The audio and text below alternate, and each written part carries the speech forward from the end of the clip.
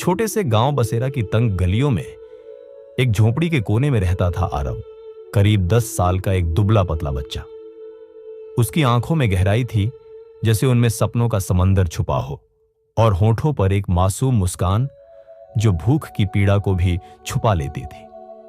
आरव का परिवार बहुत गरीब था। मां बीमार रहती थी और पिता को शराब की लत ने लाचार बना दिया था।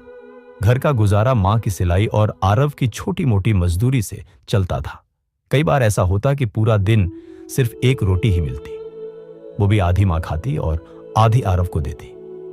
हर सुबह आरव स्कूल जाता, नंगे पांव, एक पुराना बस्ता पीठ पर लटका है, लेकिन उसका मन क्लास में कहां टिकता। भूख की चुभन और पेट में मरोड़ उसे बार बार मां की याद दिलाते। एक दिन स्कूल में मिड डे मील के वक्त जब बच्चों को गर्म खाना परोसा गया, आरव ने वो खाना नहीं खाया। शिक्षक ने पूछा, क्यों बेटा, भूख नहीं है? आरव ने धीरे से जवाब दिया, मां ने कहा था दूसरों की रोटी मत खाना, अपना कमाओ तब खाओ। शिक्षक चुप रह गया। उस बच्चे के आत्मसम्मान ने सबकी आंखें नम कर दी। उस दिन से आरव ने ठान लिया, उसे कुछ बड़ा करना है, लेकिन कैसे? वो स्कूल के बाद पास की दुकान पर झाड़ू पोंछा करता, लोगों के बैग उठाता, मंदिर के बाहर जूते संभालता, जो भी छोटा मोटा काम मिलता करता।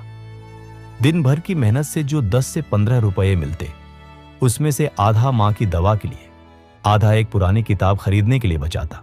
एक रात जब मां की हालत ज्यादा बिगड़ गई तो आरव ने खुद ही पानी गर्म किया, मां के पांव दबाए और सिरहाने बैठकर कहा, मां, एक दिन मैं इतना बड़ा आदमी बनूंगा कि तुम्हारे इलाज के लिए डॉक्टर खुद घर आएंगे।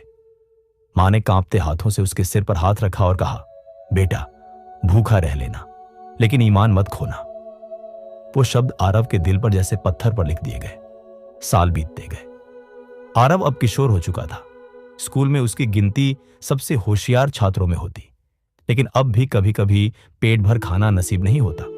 एक बार स्कूल में राज्य स्तर की विज्ञान प्रतियोगिता की घोषणा हुई। आरव ने एक सोलर कुकर बनाने का विचार रखा ताकि गांव की महिलाएं धुएं से बचकर खाना बना सकें, लेकिन उस प्रोजेक्ट के लिए पैसे चाहिए थे। कहां से लाता?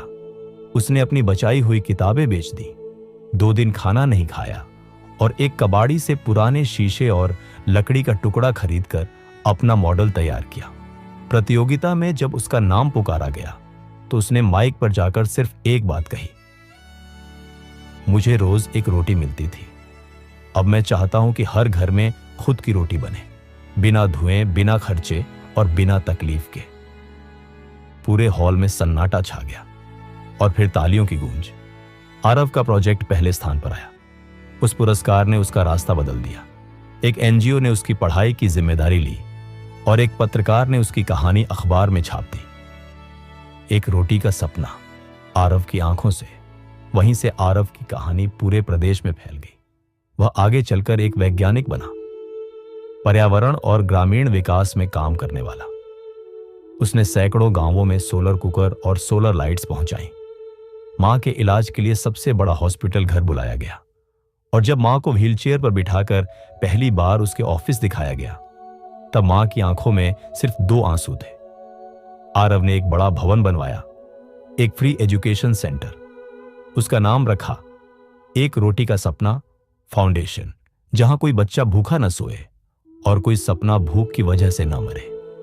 अब जब भी कोई बच्चा उस सेंटर में पढ़ता है, आरव उन्हें यही बात सिखाता है, जो एक रोटी की कीमत जानता है वही असली भूख को पहचान सकता है और वही दुनिया को बदल सकता है।